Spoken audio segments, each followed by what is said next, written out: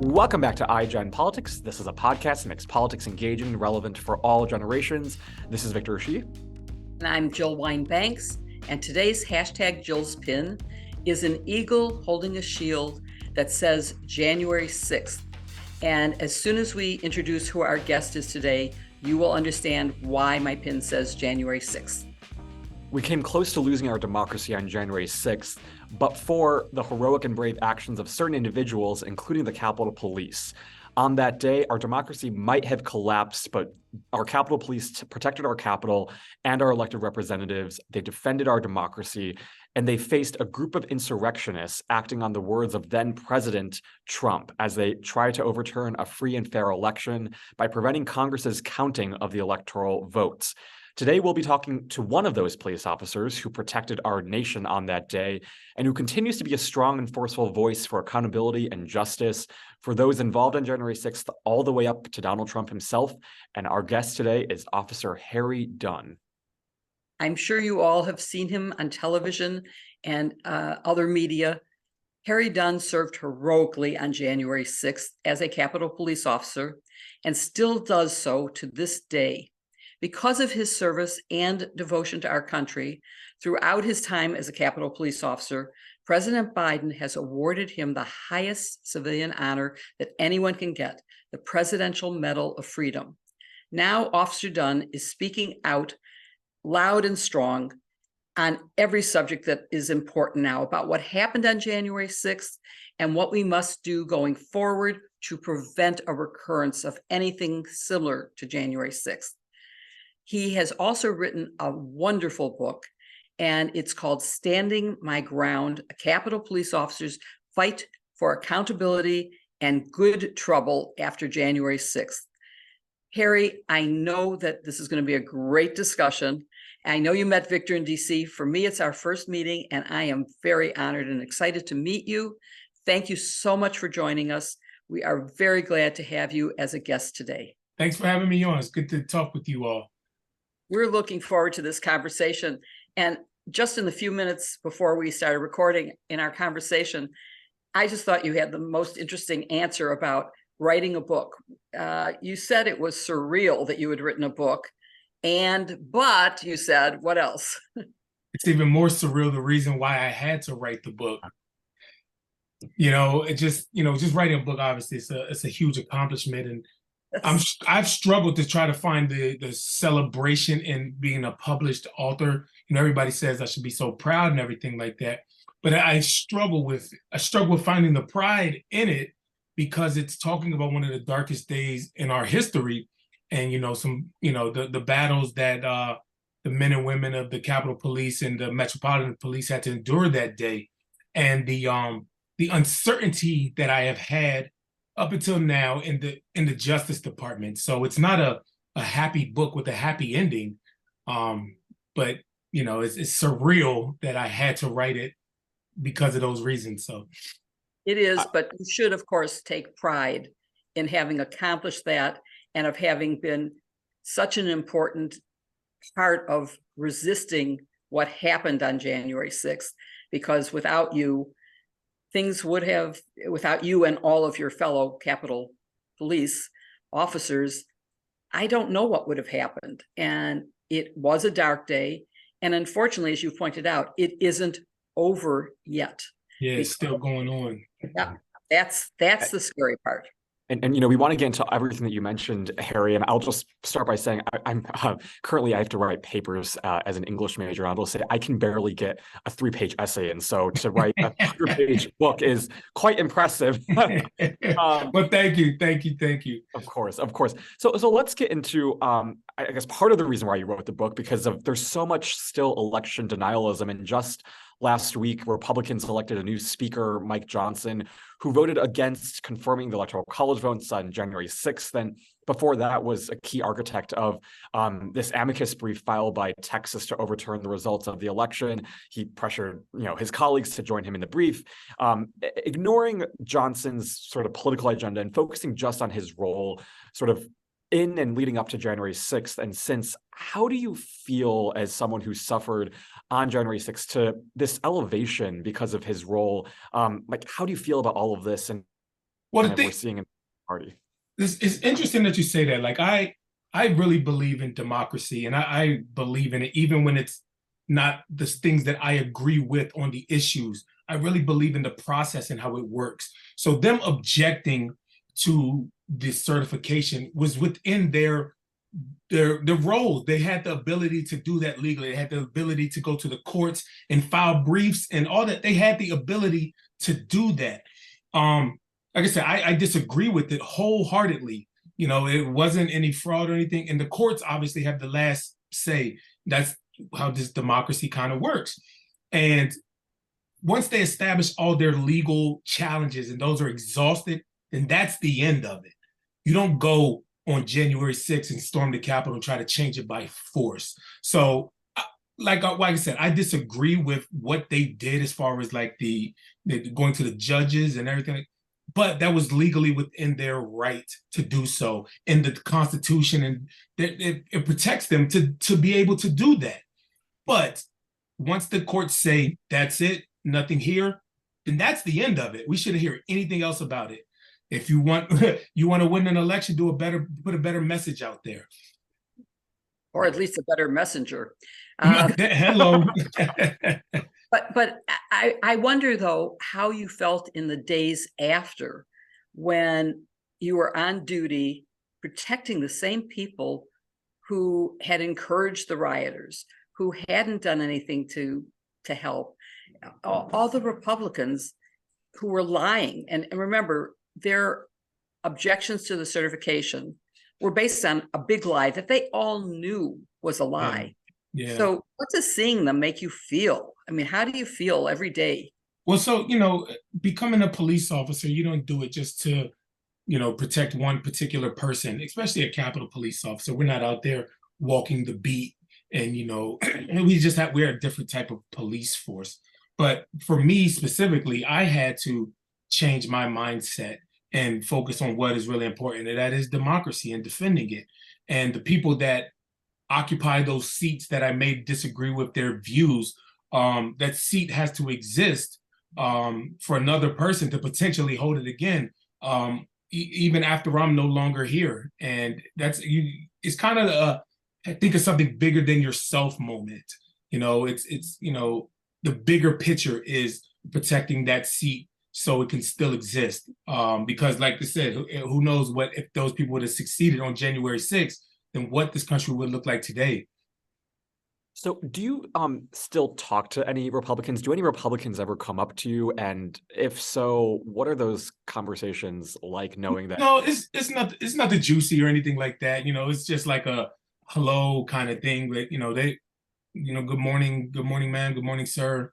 Yeah. Have a good day, man. Have a good day. Very professional when I'm doing my job. So, and I keep it at that, just a very professional level. So that is very mature and professional of you. I feel like it's the only way I can. I feel like it's the only way I could get through my tour. Yeah. Professional. That's it. Have you seen, by any chance, Liz Cheney or Adam Kinzinger after they left office? And I talked to Adam Kinzinger recently. He's going to have a book coming out, and I'm very excited for him. He's a good person. He checks in on me occasionally. We communicate on Twitter or X. Well, no, it's Twitter to me. It's always Twitter. Yeah. And I haven't talked to Liz Cheney. I talked to her former chief of staff not too long ago. I would see her occasionally, but no, those are two individuals that, while I disagree with them on a lot of issues that are front and center currently, there are two people that I know that I could trust to do the right thing. So, are there any other Republicans right now that you think you could trust?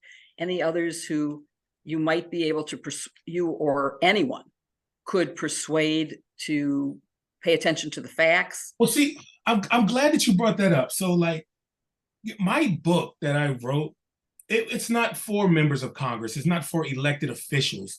It is for the American people to have a factual on the record account of what happened that day. And it is like, I consider like the world to be on fire.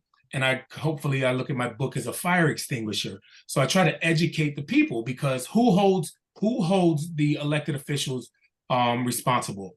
The American people do. It's not me, just a lowly Capitol Police officer. It's not me, but an educated voter is a smart voter. Educated voter is the best type of voter, and they make educated decisions when they're voting. You'll get better people serving the people that they're voting for, and that can be on either side of the aisle. It's not Republican or Democrat, but people need to be educated, and you make educated decisions and cast an educated vote. So my book is mainly for them, not the elected officials. I mean, if they read it, that's great, but this is for the American people. I'm not out here trying to score political points. I was just an officer who was there that day, and a lot of times people hear elected officials and they think that they're doing nothing but trying to score political points.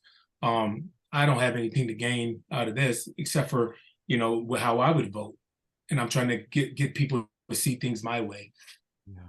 What has been the feedback like since after you wrote this book? I mean, you mentioned reaching the American people. Have you heard from any maybe Republicans or Trumpers in particular who have read your book or heard your message and who might see the light a little bit now? Not yet. It's been a whirlwind, honestly. I haven't had time to sit down and actually, take it all in. But just still trying to make people aware that my book exists. But no, I haven't gotten any feedback. I mean, I honestly, I don't know what to expect. So anything is going to be new to me, because this, like I said, this is a whole surreal process. Yeah. But here we are. I do sense, though, that you have some optimism that your story will reach people and that your book will get a message out to some of the people who haven't paid attention, or to the people who are deliberately spewing lies. They know the truth, but they are continuing the big lie and election denialism.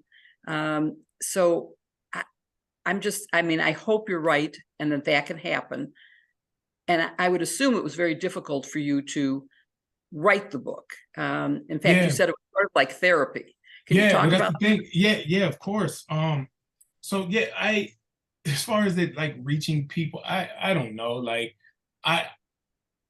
it was therapeutic for me to write that, and it was also a bit cathartic. It brought back a lot of memories. This thing that you had to relive, and but it was necessary. And even if I inspire one person talking about like the resiliency and it's called Standing My Ground. So it's literally a book and kind of like not giving up because you know what you're doing is right, or what you're fighting for is worth it. And that's the thing, like that's the main thing in my book. What I'm fighting for, this democracy, it's so worth it because we've overcome so much in this country. And it's been by standing up and getting in good trouble. As the ode to John Lewis in the subtitle of my book. That the things that we're fighting for, even just reproductive rights for women, or the right to exist in the LGBTQ community, just those fundamental rights to people, like it's not coming easy, which is crazy to me, but it's important for us to keep fighting for it. And it's not going to be easy, but you have to continue to stand your ground because knowing what you're fighting for is worth it. It's a great title, and I think it will inspire a lot of people. And so much of your book isn't just sort of the fact-checkable truth, but it's also your truth and your story of how you protected the nation on January 6th. So if we can, bring us back to that day. Did you ever imagine in your time being a Capitol Police officer that it would ever reach that point? No, never thought that it would reach that point. Maybe that's because and that's going back to what you said, Jill, but maybe I just had the hope and the optimism. I believed in this country. I still believe in it, because after that hope is gone, then what else why am I doing it? If we don't have just a little bit of hope, then what's the point? Like you said, it's going to fall apart anyway. Why wait? Why prolong the inevitable? Because I believe that it can hold. I do have faith in the American people. So yeah, bring it back to, no, I never thought that it would happen. But it did, and we need to make sure it doesn't happen again. I hope we can find the way. Are many of the police officers who were on duty that day still with the Capitol Police? Yeah, I don't have the exact numbers, but I know a lot of people left the department afterwards. Yeah, I don't have a number specifically, but we lost a good chunk of officers. I don't know if it's specifically related. I didn't do an exit survey, but yeah, there are people that did leave, and people that I just don't want to do this again. I don't want to do this anymore. It does seem like with a traumatic event like that people might say, I can't do this again, especially under the current political divide where it might happen again.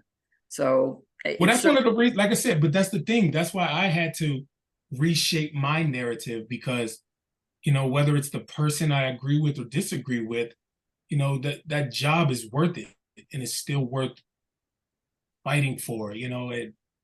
I don't know. Like I said, I love this country. I love this country, and to have people that say they love it and treat it like they did on January 6th, we're not the same. One of the things that your book does, it's not just about January 6th, it's also about, like we've talked about, forward looking, and anyone who follows you on Twitter and who knows you in person when I've met you will understand you're also a very just optimistic person, very just happy, and it's been such a joy to get to know you. But what has it been like to recover from January 6th, and what has been your way to grapple with moving on from that day, and what has that been like? I am so thankful. I've been told that I inspire people, and my God, that makes it all worth it, because I'm going to tell my truth. I'm going to tell my story no matter what. But the fact that it resonates with people and it gives people a sense of like resiliency, how to be resilient, that means a lot to me. Like I said, it makes it even more worth it, because I know that somebody out there is listening to what I'm saying. And like I said, if they weren't listening, I'm still going to say it, because this is me. I'm not speaking for anybody else except for me. But it's kind of like I'm saying what people are thinking. It's okay, that's cool. So, you have to have a little bit of positivity, because like I said, if you don't have that, then why are we even doing it at all? It's like we're just delaying the inevitable, and I don't want to live life like that. Is there any sense that you have that accountability would help to bring about more justice, would make you feel more satisfied with the outcome? I mean, there are trials going on now against some of the insurrectionists in the Capitol, but there's also the Donald Trump multi-trials going on. Yeah. And so I'm just wondering, from your perspective, what would accountability and full justice look like to you? That's awesome that you asked that question, because I talk about that part in my book. And, if, like I say, if and when Donald Trump is handcuffed and goes to jail for the rest of his life, then I'll selfishly celebrate, I'll toast a nice glass of bourbon, and that'll be great. But that ideology of MAGA will be around. It still exists. It doesn't end with Donald Trump. So it doesn't give me a little bit of like happiness, I guess. It's superficial, the happiness that I would, enjoy that day. But the country would still be maybe even more divided, even when that time comes. So I struggle with trying to find the optimism in that, because it seems like the bad guys are winning, or they're gaining more momentum. I use the bad guys just for a simple term, but it just seems like they're gaining more momentum, and that it's not encouraging. But I believe that there are more good guys than bad guys out there, and the good guys are going to win. Imagining Trump being handcuffed and in a jumpsuit also, I think, gives a lot of people a great image to imagine. But I want to ask you more about that, because you've been really outspoken about how you don't think Donald Trump will go to prison and be held accountable. But given these past few weeks, just feel like things are moving quite quickly, Does that change your mind in any way? Yeah, it did, because like I said, when I wrote the book, one of the hardest part about one of the hardest parts about writing the book was how to end it. Because like you said, it's still going on. All this stuff is still ongoing. And at the time when I wrote the book, the charges were not, brought by Jack Smith. So that gave me, when Jack Smith filed the charges here in Washington, D.C., that gave me a lot more hope than what I initially had. So yeah, I'm optimistic, but now it comes down to a jury of your peers, our peers, his peers, holding him accountable, and that's the way the justice system works. And we got to accept it as good times and as bad times, but let's just hope it works. Well, you're doing a lot of public speaking now about your book and other things, and I'm just wondering if you have had a chance to talk to any true Trumpers, MAGA people, election deniers, and how you talk to them. Is there I way don't. to do them? You don't. I don't. I don't. Some people are lost in an alternate reality. It's Nicole Wallace calls it Earth One. Earth One here. And but I don't. I don't. It's one, it'll make me angry, and if somebody was genuine about trying to learn something or see another reality, then they wouldn't come out with, I don't know, maybe that's just me setting my boundaries to not getting furious.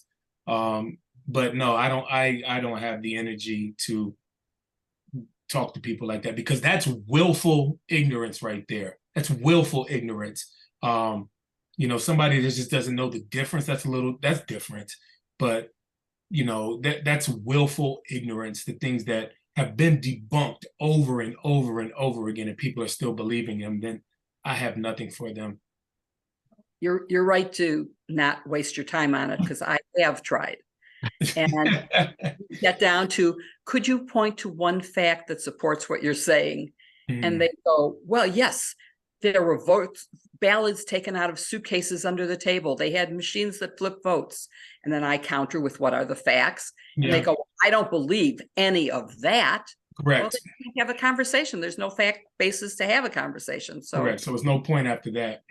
I just think about what Hillary Clinton said a few weeks ago about how we really do have to deprogram these people. They've been wired to think in a different way, and deprogramming them is going to be a big challenge. But right, I want to move to a different part of your book and your story, because you also highlight, and this is what I'm so grateful for as well, the importance of mental health. And you've talked about your being helped by counseling. Talk more about that, and should we talk more about mental health in this context?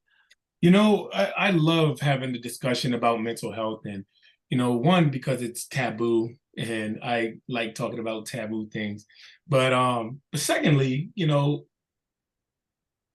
everybody struggles with something in some form or fashion. Every single person does. And I feel like that's one thing that we all can relate to, because you show me somebody who's always got it together all the time, then I'll show you the biggest liar on this face of this earth.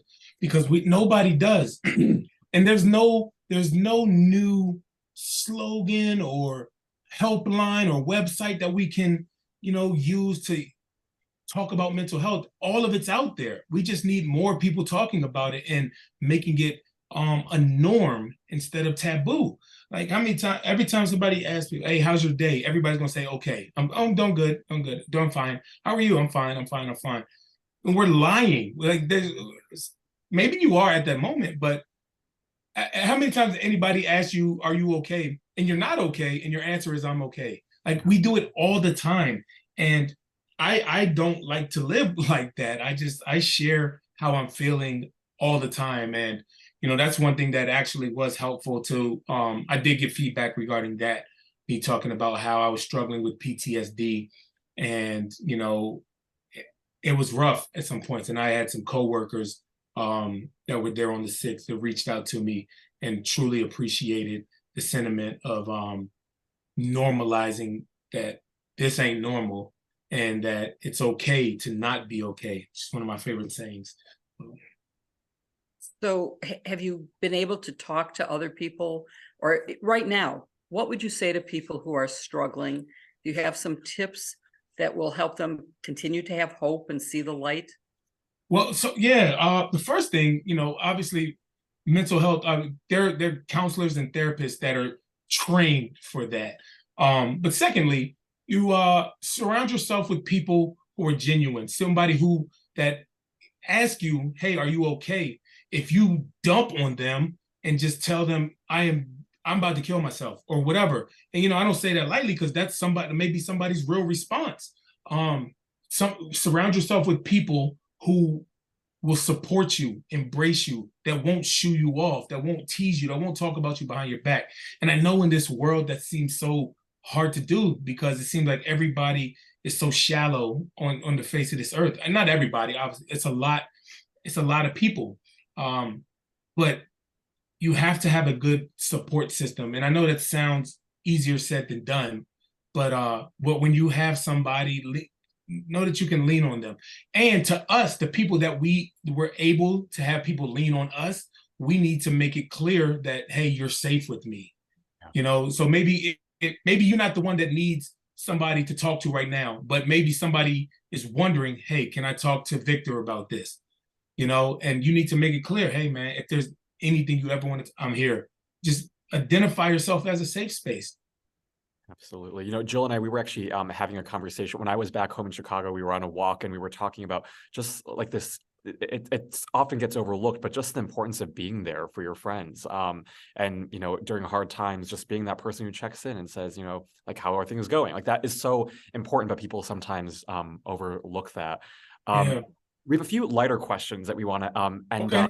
First is, what is next for you? And I asked that with a particular emphasis on a recent tweet that you put up the other day about a seat in Maryland opening up.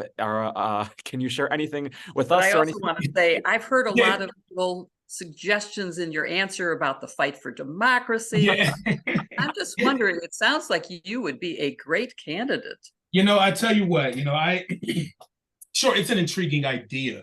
I'm definitely not in a position to answer that question in an affirmative at this moment. However, I'm not ruling it out. It's something I would definitely consider and think about doing. What better way of extension of public service than to serve your community even more, to serve your country even more. So I love the idea, but it's a huge decision that at this point in time I'm not prepared to make, because it's a lot that goes in with it. But no, it's fun. It's fun to think about. It's fun to think about because you think about all the things that you may be able to do and the fact that change that, especially like I said, if you're doing it public service for the right reason.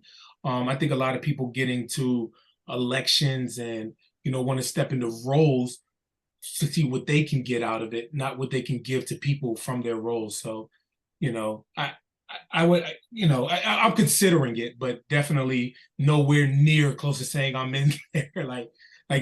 Whoa, let's slow down a little bit. But yeah. Do you have a time frame in mind, or I don't, because it just popped up, and I wasn't even thinking about it until I saw I was like, wait, this thing is really blowing up. Like, wait, whoa, guys, I was just slow down, y'all. So no, I don't. I'm just focused on making it to Friday right now. It's a lot, the week is tough, so I'll deal with it in my free time when I have a time to talk. What I will do is I'll talk to people and elected officials that I do trust and that I do value what they have to say, and I'll get some opinions from them. Great. And you're welcome back here anytime to talk about it. Thank you. I appreciate you. You have a standing offer, and as the saying goes, if you can write a book, you can do anything. Okay, so you mentioned bourbon in one of your answers, and I learned on Twitter, maybe through, I think it was someone who gifted you a bourbon bottle or a whiskey bottle, but talk about your love for bourbon and whiskey, it seems like. It's so funny, when I was younger, like in college and everything like that, I would never drink bourbon or anything like that. I guess you did drink what you can afford then. In college, you just like, wait, just give me some. You drink rubbing alcohol, just whatever. It's just, but no, I don't know. I started to get into it over 10 years ago, maybe close to that, and I just had an affinity for it. I can appreciate just having a nice sip with every now and then, and the different the tasting notes that come along with it. It's fun, and also being able to share that with a group of friends, like a bunch of my fellas. We all like it too, so we'll show up with just a different bottle or something that nobody's ever had before, and we just do like tastings, and it's a fun time, and there's some really nasty ones out there, and there's some really good ones out there. So it's a fun, relaxing thing that I like to enjoy. Amazing. So, Victor, do you want to ask your favorite question of all questions? Oh, well, yeah, I guess we end the episodes usually by talking about, bridging the intergenerational divide and giving people advice. Some of our younger listeners, what do you have to say to young people? Because I know how much you love young people. You have, children yourself. What do you say to them in this world that you described that is literally sort of on fire? Y'all are the future, man, and like that seat that I'm protecting, that I may not agree with that member who's holding it, it's yours to take. Be involved, care. That's one of the things I think about the most. Michael Fanone often talks about the indifference is going to be the downfall of this nation, and people not caring, because people only care when it affects us. I mean, I'm not getting off topic here, but look at the war. That's the wars that are going on in Ukraine. Or people, well, it's not us. It's not America's fight. Let's not, but if it was here, we're our allies and stuff like that. So people only care when it affects them. So care, and think about something bigger than yourself. It makes you feel good. It makes you feel good when,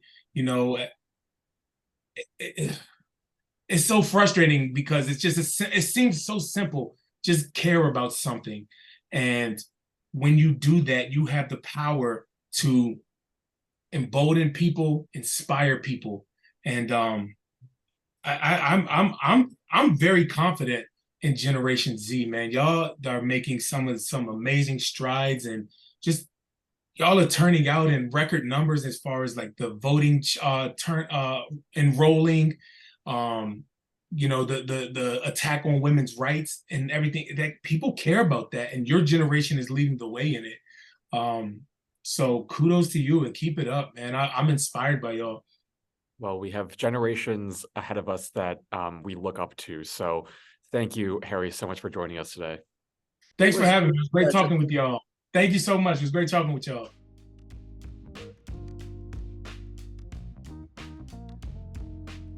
Victor, that was such an interesting discussion with Harry.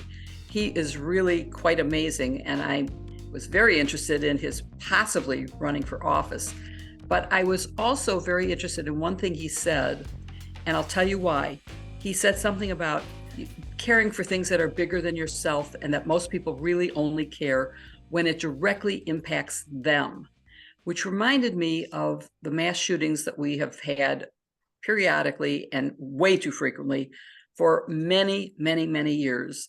And the representative from Lewiston, Maine, Representative Golden, who right after that shooting said, "I was wrong. I've changed my mind. I now..." He didn't care when Parkland kids were killed. He didn't care when Uvalde kids, and name 100 other places. It took the personal impact on his community before he saw the need. And so I was very interested in that. From your generational perspective, what do you think? I think there is actually a lot of that in my generation. And I think of what happened with the fall of Roe and all of these mass shootings. When I talk to my friends, a lot of them are actually sort of apolitical. They don't really talk about politics. It's not a part of our conversations. But I remember specifically on the day that Roe fell, I saw so many people just sort of shocked into like caring about politics, caring about, knowing that a fundamental freedom could get overturned by the Supreme Court, starting to pay attention to the Supreme Court. I thought that was a big moment of like, for people like us, it's like we think about these things all the time. But for a lot of young people, at least that I know, they don't really start thinking about these things until it is one of those immediate situations.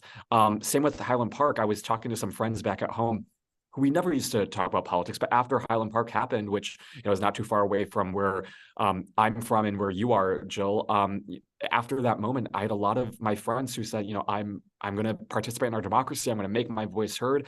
I'm actually going to speak out about gun violence. And I thought, it's sad that it has to be one of those moments that gets people to care about politics, but I think what the result is this sort of generation that really is just so tired of it. And I think that informs a lot of the responses. That a lot of our responses to politics now is out of anger and frustration and just seeing our world and seeing events like these where it just shocks us into consciousness. And so I think that's been particularly interesting to see. But I hope it doesn't take more of these, really deadly and catastrophic events to, get people to care about politics.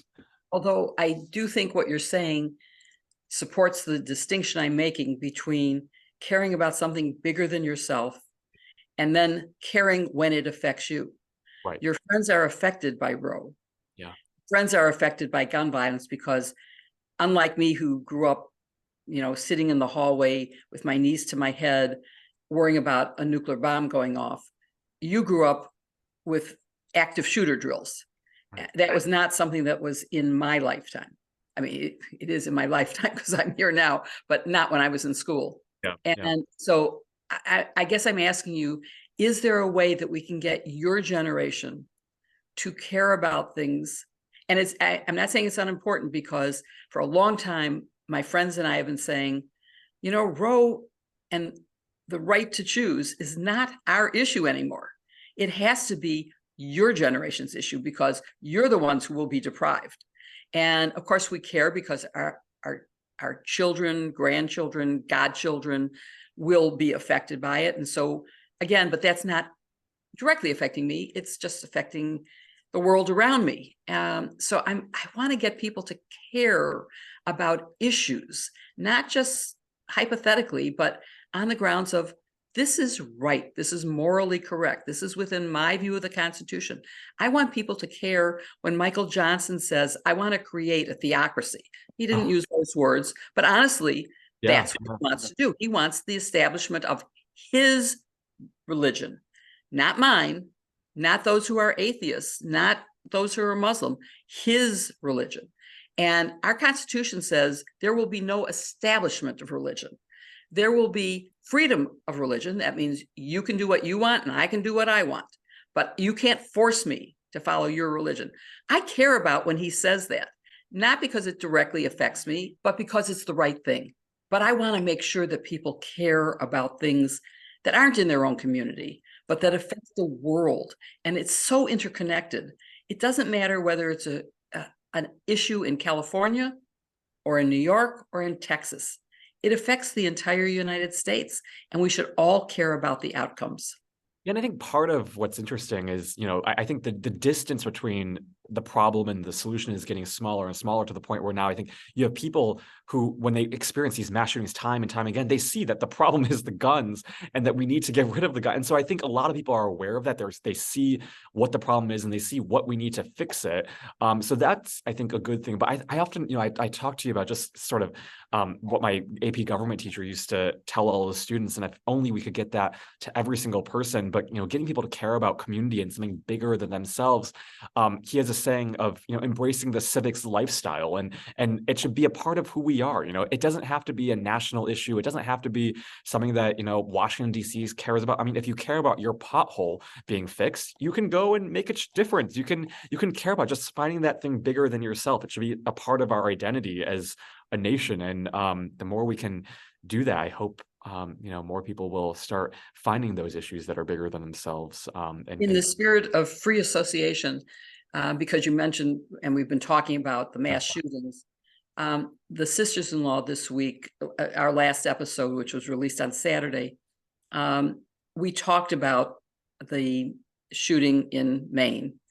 And we also talked about the red flag laws, the yellow flag law, that is Maine's law, and what are other solutions. And I just want to mention a few things here so that our listeners can maybe take it upon themselves to do something about it. First of all, we believe you need education about red flag and yellow flag laws.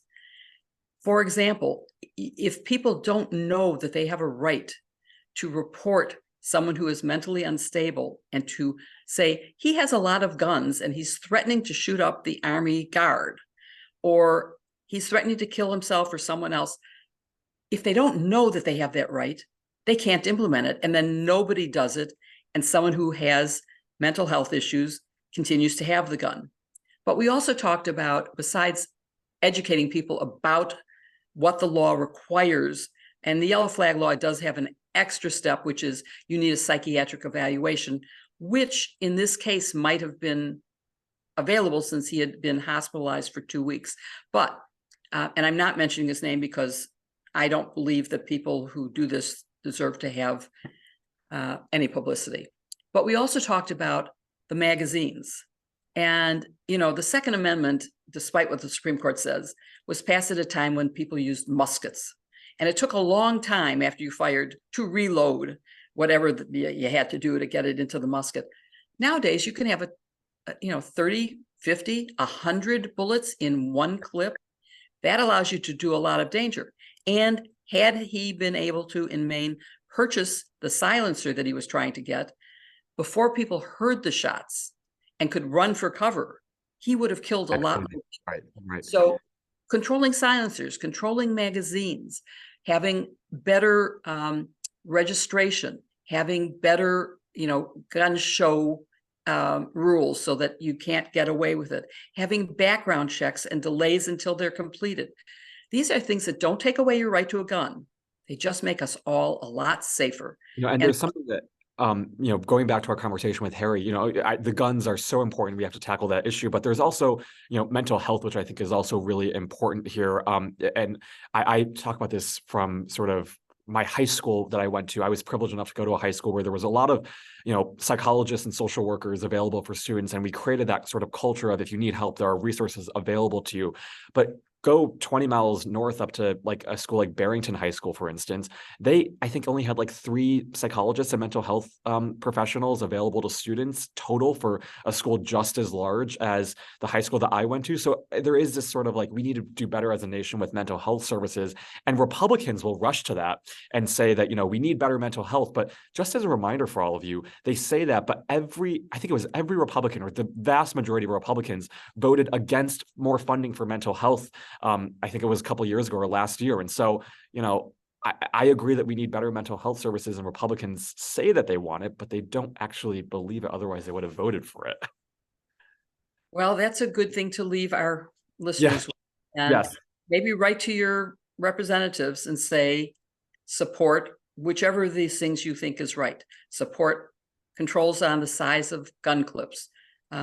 Support more mental health treatment. Start a conversation about why it's good and proper to have support and to go for mental health counseling, to talk to someone.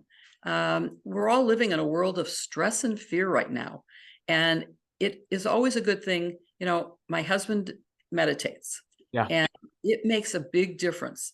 I think, maybe whether it's yoga or meditation or running or whatever relaxes you, whatever takes you away from the stress of listening to the news. I just read a novel.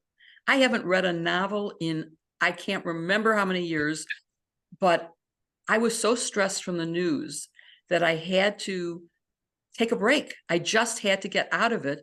And novels do that. They put you in a new time and place. And one of my best friends recommended Lessons in Chemistry. And boy, did that take me away from the stress. It was totally engaging, and I loved it. And it really did relax me to not be thinking about the news for at least the hours that I was reading the book. And I found a 18 or 25 season series on Canadian television called Heartland.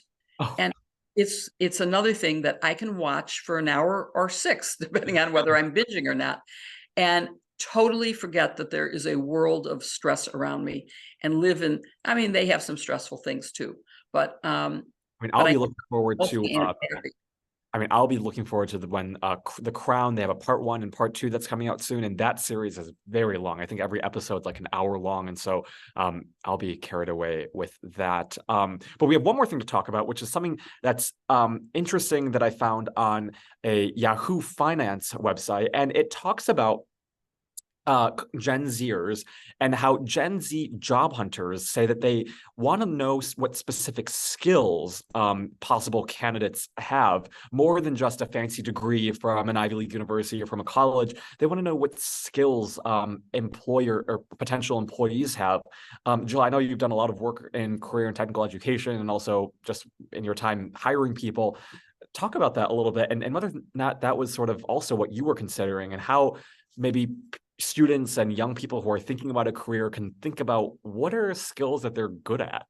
How can they cultivate those? It's interesting because I read the same article and I found it very interesting that it is less and less important or essential, let's say, to have a degree to get a job, that a lot of people are doing better economically without having invested in a 4-year college degree.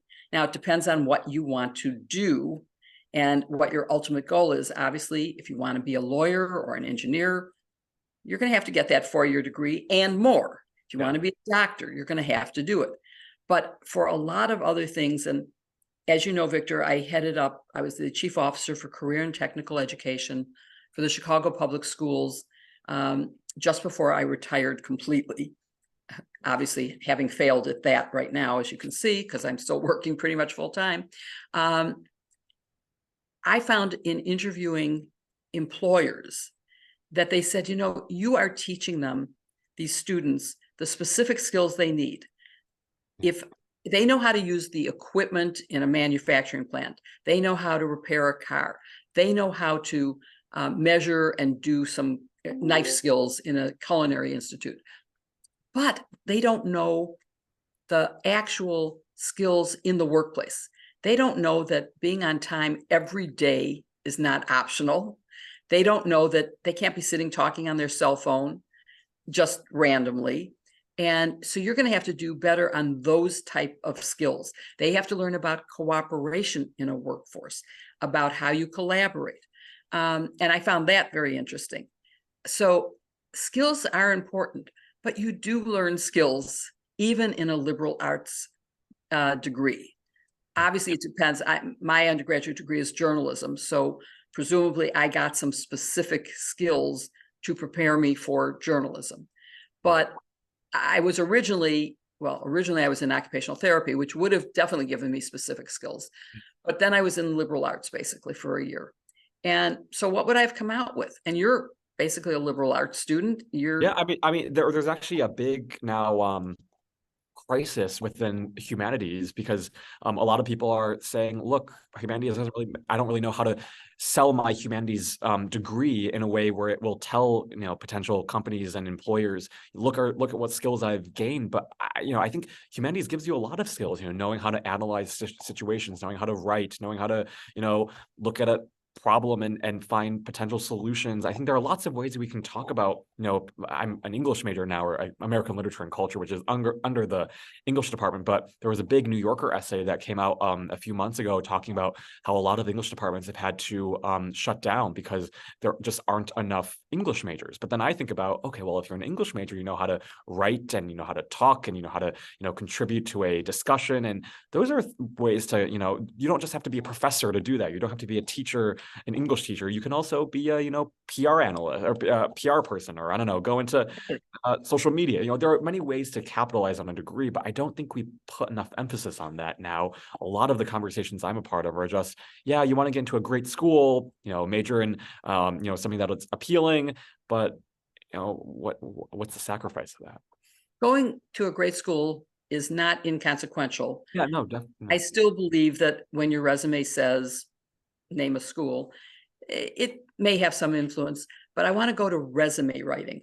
And maybe there should be more education on that, because when I decided to change from law to business, I had to rethink, my resume read like, okay, you want to hire a lawyer? Here I am.